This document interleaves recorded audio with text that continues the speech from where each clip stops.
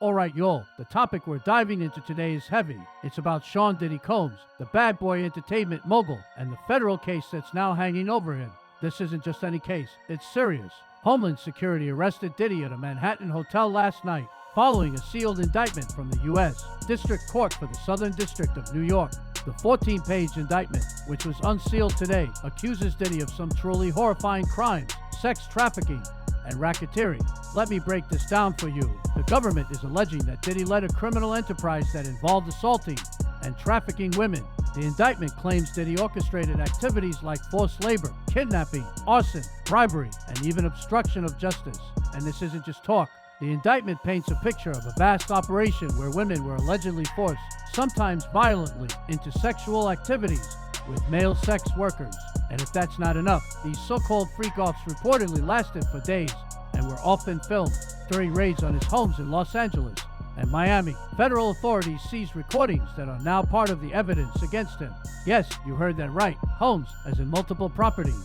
The feds also claim that participants were given drugs like ketamine and ecstasy to keep them under control and compliant during these encounters. Diddy appeared in federal court today, pleading not guilty, but prosecutors are pushing hard.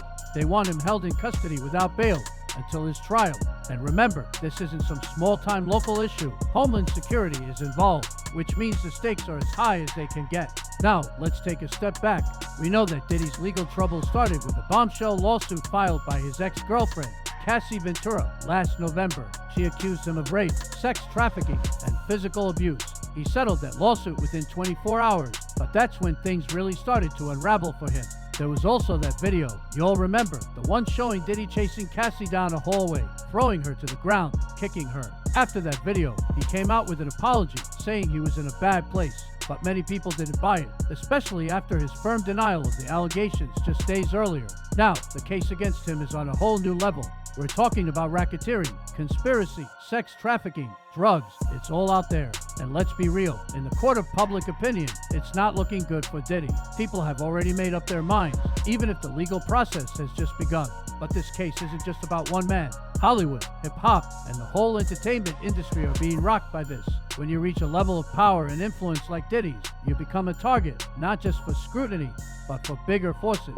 Homeland Security, and the feds don't come for just anyone. They come when there's a larger web to untangle. So, while Diddy's life is in serious jeopardy right now, it's very likely that more names will start surfacing as this case develops. We've seen this before. Remember Suge Knight? He warned that Diddy knew too much, and now here we are. It's hard not to think back to Jeffrey Epstein's case. The feds are deep in this, and Diddy's life might not be the only one on the line. This is bigger than him. What we know for sure is that the charges are federal, and Diddy's team has been preparing for this.